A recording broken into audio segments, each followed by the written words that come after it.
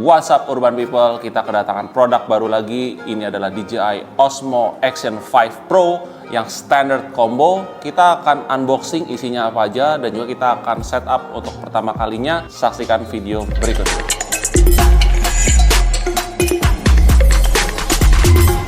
Oke, sebelum kita buka, kita baca dulu nih di belakangnya. Sebenarnya ada upgrade apaan aja sih ya? Di sini yang pertama adalah sensornya sebenarnya masih sama, 1/1.3 inch CMOS sensor ya dengan aperture-nya 2.8. Cuman di sini ada center and track subject. Nah, ini kita masih belum tahu nih maksudnya kayak gimana. Lalu dual HDR OLED ini ya, depan sama belakang dan itu touchscreen. Lalu ini baru. Ini adalah 4-hour battery. Lalu untuk professional audio recording itu dengan DJI mic itu tentunya di 4 juga udah ada. Jadi kompatibilitasnya masih dibawa ke sini. Untuk stabilisasinya masih sama ya, ada juga Rocksteady sampai Horizon Steady. Alright, kita buka aja. Nah, aksesoris, kamera. Nih. Wah, sekarang simple banget kayak gini doang. Ini sebenarnya teman-teman untuk download DJI app-nya ya, dan juga untuk light cut. Jadi kalau bingung download di mana, udah di sini sudah ada. Pinggirin kita yang aksesoris dulu. Serba compact ya. Nah, kita punya kabel C2C. Kita punya frame dan kawan-kawannya. Oke, ini ada stiker dan juga ada quick start guide. Nah, buat teman-teman yang masih baru sama DJI, pastiin baca yang ini. Jadi mesti ngapain aja. Tapi di video ini akan saya jelasin ya, tentunya ngapain aja sih pertama kali punya kamera ini, mesti download apa, mesti ngecas dulu atau apa. Nah, ini ada screw. Lalu seperti biasa ada dudukan dan ini ada baterainya. Ini dudukan ini kita buka aja ya, Bapak. Nah, ini sebenarnya di 4 udah ada. Ini sih sebenarnya buat apa? Ini tuh kayak buat ganjel supaya dia tidak gampang kendor. Jadi ini masuk bautnya sini nih. Right. Ini adhesive mount, dia curve. Jadi kalau teman-teman pakai helm rata-rata curve itu bisa. Lalu di sini adalah mounting yang pakai magnetic dan clip. Ini penguncinya. Lalu ini frame-nya masih sama. Jadi kalau teman-teman udah punya 3, 4, dan ini yang 5 itu masih bisa kok kompatibel. Kita buka aja di kameranya, bagian kameranya, apakah ada yang beda? Kita lihat. Right. Ya, peel dulu dong. Tentunya bedanya di depan sini kelihatan banget kalau kita ada angka 5-nya dan ada Pro-nya. Ya, Pro ini artinya gimana ya? Bukan sembarang naruh aja Pro, tapi memang lebih profesional. Nanti kita akan bahas ya sedikit, tapi tidak terlalu banyak. Di sini masih ada karetnya. Ya, ini sebenarnya basically bisa ganti. Nah, ini lekukannya itu mirip diamond ya. Ya, ini sedikit berbeda lah ya guys. Oke, tombol masih sama, ada 2. Ada tombol di sebelah kiri untuk nyalain atau ganti-ganti quick switch. Di sini ada tombol untuk shutter. Nah, tombol shutternya agak sedikit berbeda ya, kayak lebih berani gitu, ada aksen warna merahnya. Kita masukin baterainya dulu. Baterainya kita lihat ukurannya apakah berbeda. Ya, ukurannya masih sama basically. Baterainya ini kalau saya lihat di sini baterai yang masih standar 1770 mAh. Yang tadi dibilang ada 4 jam itu adalah baterai yang extended. Jadi dengan ukuran yang sama, nanti teman-teman bisa beli terpisah. Baterainya 1900 mAh. Kita bukanya gimana? Kita bukanya ini ya, ditekan, di slide ke atas, dibuka. Basically ini juga bisa dilepas. Buka nggak ya? Jadi itu ngeri. Oke, biarin aja lah. Kita tinggal masukin aja, pastiin portnya di dalam seperti ini ya. Plug, masuk. Ya, ini ada kayak lidahnya gitu untuk cabut. Di sini ada slot micro SD. Jadi teman-teman, ada yang baru juga di sini bahwa ini ada internal memorinya atau internal storage-nya. Jadi teman-teman kalau amit-amit nggak punya micro SD, it's okay. Awal-awal masih bisa merekam. Kita tutup aja, klek sampai rapat. Pastiin ini benar-benar rapat dan tidak ada sedikit pun yang masih ngeganjel, misalnya ada pasir atau apa, karena itu bisa bocor. Nah, ngecasnya dari mana? Ngecasnya dari sini. Ya, kita buka seperti ini. Ya, ini bisa ngecas pakai C2C-nya. Nah, sekarang kita ngecas dulu ya, karena saya colokannya agak jauh. Jadi saya simulasiinnya pakai power bank. Oke, power bank di sini tinggal colok C-nya, lalu kita colok ke sini. Gampang aja ya. seperti ini, dan dia sekarang animatednya cakep ya. Saya senangnya kalau aktivasi dan update firmware itu di atas 60. Jadi kita biarin aja, ini biarin ngecas ya, sambil itu kita akan kasih tahu kejutan dari DJI. Oke, sambil device-nya dicas, ini adalah kejutan yang tadi gue mau ngomongin ya. Kita banyak banget dapat aksesoris pendukungnya atau ekosistemnya dari DJI. Yang pertama ini adalah untuk biking accessories kit, yang mana satu paket ini itu dapat 2 aksesoris. Yang pertama adalah untuk ngunci di stang, ya bisa stang sepeda atau nggak bisa pole-nya, misalnya kayak sepeda tuh kan ada besi yang itu yang di kursinya, di saddle-nya. Ini bisa untuk di chest, jadi untuk dapetin POV. Lalu ini baru, ini adalah si helmet chin clip, jadi dia itu ngeklip di dagu di bagian helmnya. Ya kita buka aja kali ya. Tidak seru kalau kita tidak melihat isinya kayak gimana. Gede ternyata. Oke. Ini adalah aksesoris barunya DJI. Nah, lihat. Dia dijepit. Biasanya kan dikunci ya, pakai strap gitu. Ini bener-bener. Dan bahannya bagus ya. DJI itu membuat aksesorisnya dengan bahan yang bagus. Dan ini original tentunya. Dan harganya terjangkau. Untuk harga nanti kalau sudah ada kan saya infokan di bawah. Ini juga baru. Ya, kita nyebutnya adalah flexible mount. Yang biasanya itu menggunakan baut, tapi ini menggunakan kayak karet aja. Ya, kita buka lagi. Ya, empuk-empuk gitu. Jadi yang saya buka hanya aksesoris-aksesoris barunya ya guys. Kalau yang lainnya itu udah pernah pasti. Nah, lihat. Jadi ini fleksibel. Misalnya kan stang motor atau stang sepeda itu kan beda-beda, ada yang agak gendut yang bagian tengahnya, ya sebutnya apa? Fat bar ya, yang bagian tengahnya, and then yang bagian sebelah deket handle-nya biasanya lebih kecil. Nah, teman-teman dengan bebasnya menggunakan ini untuk mengaitkan, ya, dan ini bisa diputer-puter, ya. Ntar kameranya bisa taruh di sini. Ini masih sama yang lama, jadi nggak saya buka. Ini adalah suction cup, bisa ditaruh di kaca, ya, di kaca mau indoor, outdoor, untuk mobil, atau enggak kalau kalian suka main ngedrift itu bisa juga di bodinya. Ini bisa nahan kamera ya sampai 200 km per jam. Ini sebenarnya nggak baru-baru amat, tapi mungkin saya belum pernah jelasin. Ini adalah GPS Bluetooth remote control. Ini bisa connect ke actionnya. Kita bisa nge-remote dan dia bisa dapetin sinyal GPS. Nah, nanti GPS telemetri atau metadatanya itu bisa dimasukin ke videonya. Jadi kita bisa tahu elevasinya seperti apa, speed untuk main sepeda atau motor kayak gimana, ya, tingkat kemiringan dan lain-lain. Pokoknya GPS data lah. Ini pakai Bluetooth, jadi koneksinya langsung ke kamera. Ini untuk Action 4 juga bisa. Action 3 saya belum coba. Anyway, bentuknya seperti ini, dan ini menggunakan rechargeable battery ya, should be from below. Saya pakai Type C, dicas dulu ya. Nah, kalau sudah connect tuh, ini kita bisa ganti-ganti juga quick switch-nya pakai yang di sini. Dan ini bisa ditaruh di stang, misalnya stang motor atau stang sepeda, atau mau di strapin ke lengan, nyampe nggak ya lengan? Coba ya kita buka. Oh nggak, kayaknya kalau lengannya kecil sih mungkin bisa ya. Ini kayaknya kurang ya. Jadi mostly kalau saya biasanya taruh di stang motor. Ini baru nggak? Enggak, ini nggak baru-baru amat.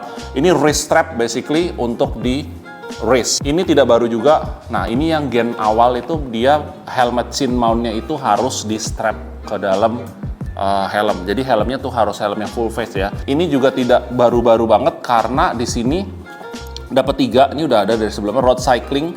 Jadi kalau teman-teman mainan sepeda itu bisa ditaruh yang ini di setang, yang ini mungkin bisa di pergelangan tangan, yang sebelah sini itu di saddle. Saddle itu kan ada dudukan kayak 2 gitu, itu bisa ditaruh di situ. Jadi kameranya bisa ngadep ke belakang. Nah, ada 3 segmen lagi ya. Yang ke sini ini adalah POV shot. Jadi bisa dari orang pertama ya. Ini POV shot, yang ini buat diving. Oke. Yang ini buat vlogging. Oke, kita bahas yang sebelah sini dulu. Ini adalah neck mount. Jadi mungkin teman-teman belum pernah lihat ya, saya juga belum pernah bahas. Kita buka aja sebentar. Jadi kameranya itu bisa ditaruh di dada. Dengan cara apa ya? Dengan cara kita masukin ini. Ya, ini tuh fleksibel seperti itu. Ini bisa ngunci di sini. Kliknya, wait ya. Nah, seperti ini. Ya, sebenarnya basically harusnya dikalungin gitu, dan ini buat naruh mounting si kamera. Ya, jadi kalau kita misalnya mau bikin tutorial ngedrone, ya, kita ngasih lihat kameranya ke bawah, itu alatnya apa yang ini. Ini untuk di tas. Jadi Osmo Backpack Strap Mount ini kalau kita punya tas itu biasanya ada tempat untuk naruh ininya, tinggal dimasukin aja dan kita bisa taruh di sini. Jadi kameranya hampir eye level lah, ditaruh di dada. Yang ini bisa ditempel di kaca. Basically ini sudah ada dari zaman Osmo Action yang kedua. Ini sebenarnya ball joint mount. Jadi bisa gerak-gerak seperti ini. Kalau ditaruh di kaca, kita bisa pointing kemana? Pointing ke depan, pointing ke sini. Itu cocok juga kalau buat naik mobil. Jadi bikin konten mobil, kayak nge-vlog di dalam mobil, itu cocok banget pakai ini. Diving kit, kita bisa pakai ini. Ya, diving aksesoris, ini sudah ada termasuk housingnya dan juga ada gripnya. Gripnya sebenarnya floating grip ya, jadi kalau kita lepas dia bisa di dalam air dia langsung naik ke atas basically. Kita buka aja. Kenapa saya tetap buka? Karena saya mau infoin caranya teman-teman masukin ke dalam sini. Kita hanya buka bagian sini. Oke. Seperti ini. Ya. Lalu ini tidak perlu dibuka lagi sebenarnya lensanya. Kita tinggal masukin aja. Nah, semudah itu sih. Seperti itu. Ya, nah ada yang nanya kalau udah di dalam air berarti tidak bisa akses lagi dong ininya. Betul, makanya kita pakai quick switch. Jadi kita bikin beberapa preset ya, preset di dalam air dari sebelum nyemplung. Nanti kita tinggal ganti-gantinya pakai ini. Ini untuk 60 meter, up to 60 meter. Nah ini adalah vlogging kit. Vlogging kit yang pertama ini tergolong baru ya. Teman-teman untung harusnya udah bisa lihat juga di toko nih sudah mulai dijual. Nah, ini adalah tripod plus extension rod, dan di sini sudah langsung pakai magnetic clip on. Tinggal pasang di sini. Nah, ini bisa jadi mini tripod seperti ini, nggak bisa lebih tinggi seperti ini, nah, atau nggak bisa jadi grip, ya. Nah, tapi yang menarik ini dia, ya, dan ini kita sebut sebagai audio adapter. Audio adapter naruhnya di mana? Naruhnya di sebelah sini. Jadi kalau teman-teman punya, ya gue biasa pakai mirrorless, itu pakai shotgun mic misalnya. Ya kita buka dulu, kita bisa colok di sebelah sini. Oke. Atau bahkan kita langsung aja skip ke full gearnya ya. Dan kita akan gunakan di sini untuk cold shoe expansion kit. Jadi kalau kita pakai frame, kita bisa pasang seperti ini. Ini magnetik juga, dan ini di sini. Nah, jadi kalau teman-teman pakai shotgun mic di sini dan ini kabel 3,5 mm bisa colok ke sini. Ini udah ultimate vlogging kit. Layar sudah ada di sini juga. Atau kalau teman-teman tidak mau pakai frame-nya, itu juga bisa lepas. Oke.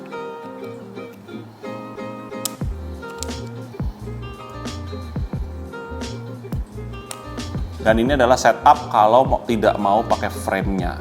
Jadi yang bagian sini, lid yang sebelah kanan itu dibuka dan diganti pakai cold shoe. Di sini tetap colok untuk 3,5 mm jack. Dan kita sebenarnya basically masih bisa untuk charging. Jadi ekosistemnya tuh benar-benar lengkap untuk teman-teman bereksplorasi lagi menggunakan Osmo Action 5 Pro atau yang sebelumnya. Tadi udah kita cas dan kita akan nyalain aja. Nyalainnya pencetnya yang tombol power di sini ya. Jadi jangan yang di atas. Kita perlu aktivasi dulu.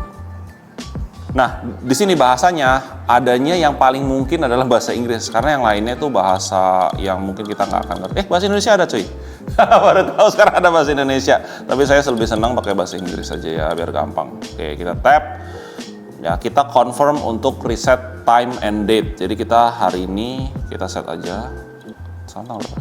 Jadi bulan, tanggal, tahun. Basically seperti itu. Kita buka sekarang aplikasinya di DJI Mimo. Nah, ini kita akan connect ke Osmo-nya. Nah, kita akan validate dengan kodenya accept, sip, dan kita join. Bentar. Wah, dia tidak minta update firmware nih. Oke, mungkin ini karena display unit jadi tidak perlu aktivasi, tapi nggak usah khawatir teman-teman yang nanti akan menggunakan produk ini yang beli di toko itu perlu aktivasi dulu. Jadi akan melalui proses aktivasi and then update firmware. Nah, ini update firmware sudah muncul, kita tinggal klik download saja. maka akan download dan juga untuk install di sini. Jadi kita tunggu saja. Jadi ini lagi install ya, jadi habis download terus dia kayak transmit gitu dan dia akan install. Di sini butuh waktu sekitar 2 menit saja. Jadi di sini yang ditambahin adalah stabilization-nya ya, optimize stabilization, optimize underwater image quality, juga adapted audio adapter software function. Tentunya ada bug fixing juga ya, namanya juga produk yang baru launching pasti akan diimprove terus secara firmware. Kita tunggu 2 menit, habis itu it's good to go. Oke, jadi sini udah done, jadi kita tinggal preset done aja. Dan kita bisa menggunakan aplikasi sebagai remote juga atau untuk ganti-ganti settingan, atau kita bisa langsung pakai ini. Tapi saya biasanya lebih senang pakai langsung ke sini. Alright, kita explore apa yang ada di sini. Ini terus terang ini tidak ada micro SD-nya, sekali lagi ya, saya tidak pasangin micro SD-nya. Tapi di sini ada time remaining-nya, bisa berapa lama lagi merekam. Di sini kerekamnya hampir 3 jam, 2 jam 58 menit di 1080 30 fps. Sekarang kita coba ya. Kalau kita coba sekarang di 4K ya, di 60 fps, kita sisa berapa? 1 jam 22 menit. Wah, ini sih udah nggak perlu beli micro SD lagi, udah cukup banget sih ya kalau gue rasa ya. Dan itu adalah internal memori dari si kamera ini. Jadi kalau kita mau lihat sebenarnya actually ada berapa sih di dalam itu internal storage-nya, kita tinggal swipe ke bawah, dan swipe ke kiri, di situ ada internal dan ada SD card. SD card-nya sudah saya pasang ya. Internalnya 47 GB. Wah, gila sih ini. Apa yang baru di sini? Kita lihat ya. Pertama dari sisi foto. Ya, kalau kita swipe up, di sini ada M ya, ada M16:9, ada 4:3. Yang paling kanan itu adalah L4:3. Nah, di sini kita bisa burst juga atau enggak time foto, misalnya 2 foto untuk setiap 1 detik, 3 foto setiap 1 detik dan lain-lain. Dan kita lihat di sini ada tulisan kecil adalah 40 megapiksel. Kalau kita geser sedikit, yang 16:9 itu crop jadi 36 megapiksel. 9 megapiksel itu yang standar dan juga ada 8 megapiksel. Kalau saya sih pilih yang tentunya yang 40 megapiksel ya. Dan kita bisa aspek rasio kita ganti mau standar atau wide. Lalu dari sisi video nothing much different sebenarnya, mau 4K-nya juga 120 juga ada ya. Terusnya ada horizon steady dan lain-lain, itu is the same. Nah, ini baru kita namanya Super Night. Super Night ini kita bisa merekam di night mode. Di 4K-nya hanya mentok di 30. Itu sama kayak drone-nya. Jadi di 30 fps dan resolusi maksimum is 4K dan aspek rasio udah nggak bisa di-set lagi 16:9. Ada lagi yang baru, subject tracking. Nah, subject tracking ini dia akan men-tracking orang yang ada di depan atau subjeknya. Jadi orang ke kiri ke kanan, kameranya diem juga dia nanti hasilnya akan kayak kamera yang ngikutin. Cuman dia akan ke crop vertikal seperti yang ada bagian di sini nih. Ada kayak guidance-nya ya, guidance grid-nya. Apakah ada yang baru lagi? Oke, slow-mo. Slow-mo seperti kita lihat di sini 4K-nya masih 120 ya, untuk 240-nya bisa di 1080p. Nah, cuman berdasarkan informasi dia sebenarnya bisa 960 fps. Cuman saya mesti ngulik lagi nih settingannya ada di mana. Tentunya resolusinya pasti akan turun. Di sini ada time lapse standar. Kita punya ada time lapse, ada hyperlapse, dan kita juga sudah punya berbagai macam scene-nya. Kita mau ngapain? Kita mau sunset atau mau clouds, jadi kentar kelihatan geraknya cepat itu awannya, atau keramaian yang bisa kita taruh pakai tripod, nanti orang-orang pada gerak itu bisa. Kalau hyperlapse di sini udah by default juga, kita ada auto 2x sampai 30 kali. Dan jangan lupa kalau teman-teman ngambil timelapse atau hyperlapse, ambillah resolusi tertinggi di 4K, maka hasilnya akan maksimum. Jadi kurang lebih seperti itu yang bisa dikulik. Saya nggak akan kulik banyak banget karena sebenarnya harus di video selanjutnya yang review. Nah, teman-teman yang penasaran sama harganya, ada 2 macam, yaitu ada standar combo dan juga ada yang adventure combo. Untuk standar combo yang saya unboxing ini harganya hanya 6.099.000, dapatnya yang tadi. Tapi kalau yang untuk yang adventure combo, tentunya teman-teman akan mendapatkan 3 baterai, ada tambahan hub, ada juga dapat untuk selfie stick yang panjang yang 1,5 meter, dan itu harganya sama dengan Osmo Action dulu yang waktu keempat yang dijual pertama kali, itu harganya di 7.799.000. Jadi teman-teman sesuaikan dengan kebutuhannya, mau ambil yang mana. Nah, belinya di mana nih? Nah, teman-teman kalau mau beli nggak usah bingung-bingung, ada di DJI Official Store yang ada di berbagai mall di Indonesia. Ya tentunya di Jakarta dan sekitarnya itu udah ada 7, sisanya ada di luar kota seperti ada di Medan, ada di Makassar, ada juga di Surabaya. Tapi teman-teman yang mau belanja online juga bisa di Tokopedia, Official Store-nya DJI, ada juga di Shopee, dan juga jangan lupa ada di Eraspace. Pastikan teman-teman belinya yang bergaransi resmi 1 tahun dari TAM. Jangan sampai tergiur dengan harga murah di luar sana tapi tidak bergaransi. Terima kasih udah nonton sampai habis video ini. Dukung terus Urban Republic dan nyalakan loncengnya supaya kita bisa menyajikan video-video unik seperti unboxing Action 5 Pro ini. Sampai ketemu di video selanjutnya bersama saya Vijay dari Urban Republic. Bye-bye.